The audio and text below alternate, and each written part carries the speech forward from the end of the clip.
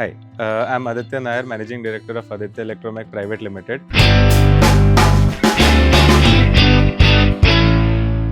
So, hi Aditya. Hi. So, before we talk about the business, can you please tell about the Aditya that joined the company when you were 21-year old? So, when I was 21 years old, I joined the company in the design team. During that time, it was COVID, and we started with designing the gensets during that time because back then we only used AutoCAD. Then we shifted to the 3D platform, and I started it at home. So I remember during the COVID time, we did not have a lot of work and we were free all the time. And my dad, being an older generation, he could not sit at one place. He always wanted to work. So we started off with the designing courses. And yes, we established the design team during the 2021 period. And later on, I moved on to sales. Right. What was your dream career when you were younger? So, joining my family business was always my motive, and that is something that I've always planned for, and that is what I've always studied and worked for as well. What was the biggest challenge that you faced in your first year? So, the biggest challenge was completing the work on time because there was a lot of work during the initial days of the design department, and there was no one during that time. It was only me who was designing, and then later on more people came in and the work started getting distributed equally. Everyone started working, and that was the biggest challenge that I faced, that there was a lot of work and everything had to be kept in the right manner. All the data had to be kept in the right manner, which was not, and later I managed to fix it. So, what was the biggest lesson your father taught you? Not by telling you, but by showing you. So my dad is the man of production, and he has always managed people. He has always taught them. He has made people by himself, and that is the biggest. I think that is the biggest lesson and biggest takeaway that I will take. Other than a lot of learnings and teaching that he has given me, that making a person is the most important and the most difficult job. So you have to make the people, you have to train the people, and you have to make them in a way which is going to suit for the company. And you are always supposed to teach what they are supposed to do. So before teaching them, it is us who has to know everything, and we have to learn from the bottom. So he has worked at the ground level, and so have I started working at the ground level too, to understand how everything works and how everything is to be managed. And later on, if it has to be taught, we can give the same knowledge to the people who are joining us. So, you joined business when you were 21. So, what's one business lesson you think young entrepreneurs should learn before starting out?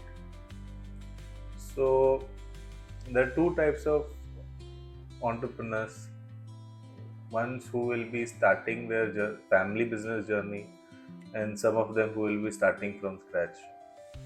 So for the people who will be taking on as a family business, uh, they will have to know that yes, there will be pressure, because something that is already established has to be carried forward, and development and development and the scaling has to be done by whoever joins the family business.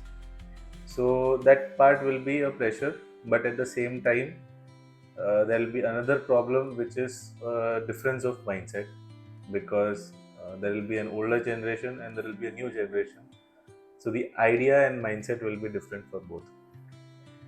But eventually, everything will be put in place, because whatever experience the older generation has, uh, uh, whatever they have got, though all those experience will be given to us or the newer generation.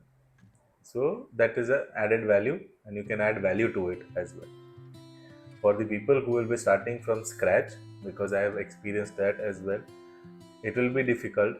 But as of today, India is a growing country, and a lot of VCs, venture capitalists, and a lot of investors are already present who are willing to invest in your idea. And it will take time. It is a lot of hard work. It is a lot of groundwork as well. It will be only you who will. It will be only you who will be doing everything to build it up. But yes, it's all about time and whatever, how much ever hard work you have done. So, do you think being young is an advantage in business? 110% being young is a very big advantage in business. Most of the time, people do face a problem that they think that I am young. Why would other people take me seriously? So I would say that being young is the biggest blessing that you can get, because you will be starting the race early, you will be gaining the experience early, and when you will be above 30s, you will already have that experience which most people don't. So yes, 110% I agree to the fact that being young in business is very positive.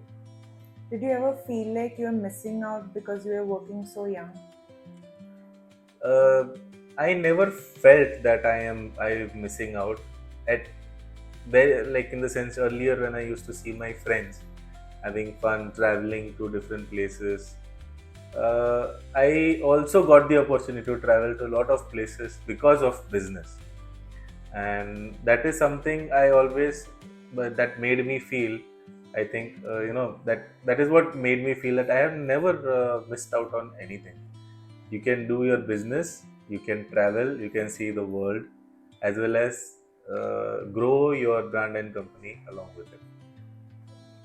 Can you tell us about one of your most memorable business trip, a trip that taught you something, or challenged you, or that gave you some a different perspective, a complete different perspective on business?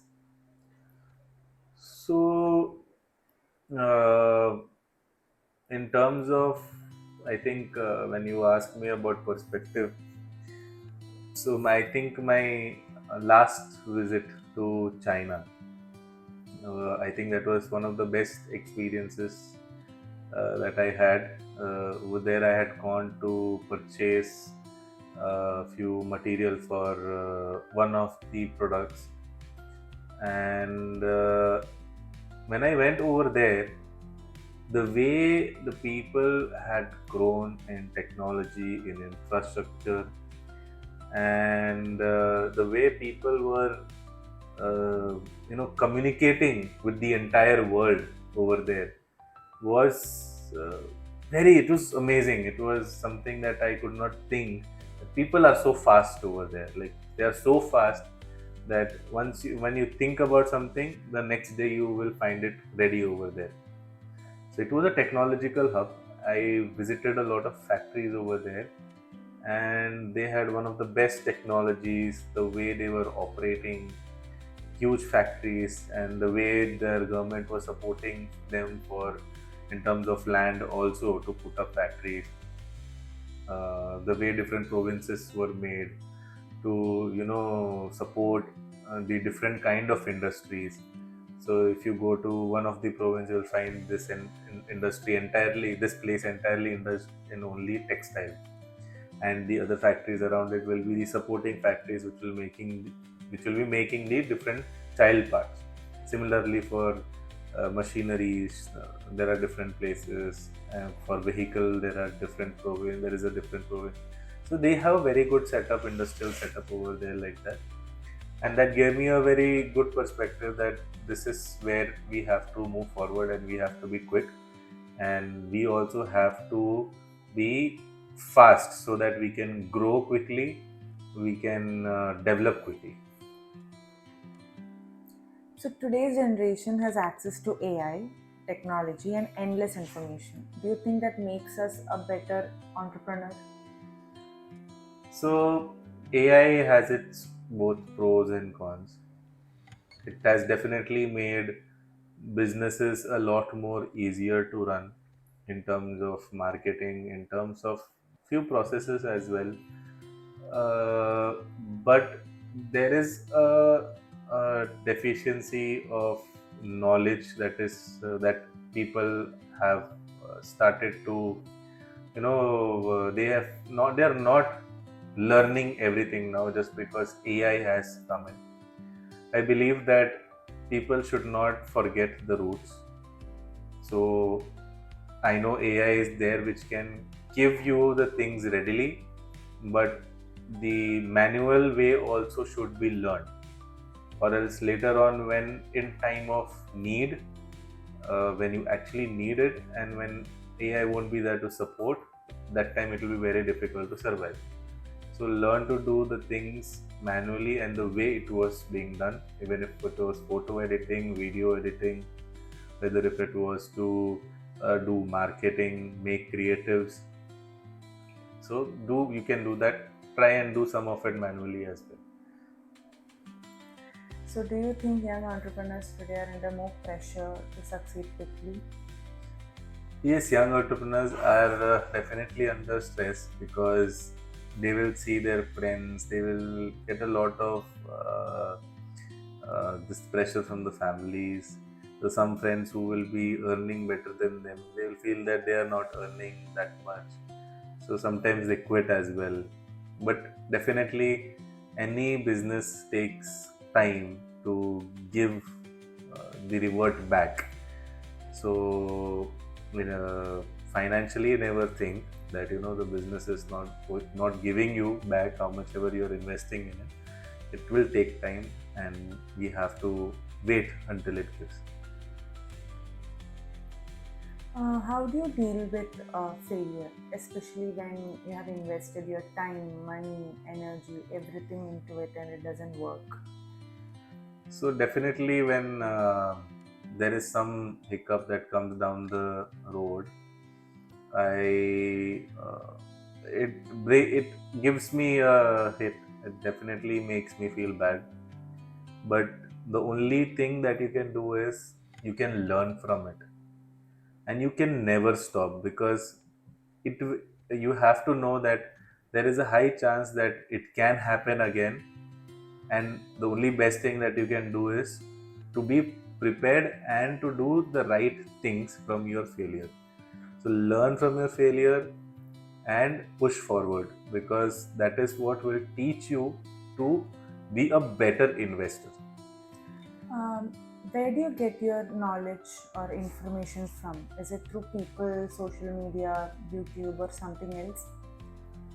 Mainly I get the uh, my business knowledge from networking, because networking is the key to not only gain knowledge but to continuously meet people and to gain a better market, right? So networking is the best key you can get for gaining the knowledge about the market, what is ongoing in the current market scenario, how people are dealing with financial and other matters as well. Then the next best thing is YouTube. On YouTube, there are many many YouTubers who do podcasts, who do live podcasts with a lot of people from political, educational, and industrial background. So all these podcasts are very important. So all these places are somewhere where I gain my knowledge, and I ensure that I do that at least twice or thrice a day. So I watch one or two podcasts per day so that I keep gaining knowledge. Do you follow trend? And if yes, then how do you decide whether a new technology or trend is actually useful or just hype? So whenever there is a new technology or a new trend which comes in the market, which is effective for business, majority of the times, initially there will be few entrepreneurs or business owners who might have already tried it. So we can take review, or we can understand from them how that system has worked, how that trend has worked, how that machinery has worked for them. And you can always see that majority of the manufacturing units have machineries is what are added into the existing plant, correct? So these are what we acquire new all the time. So to know if a machine is better for you is only if you understand the dynamics of your existing machinery.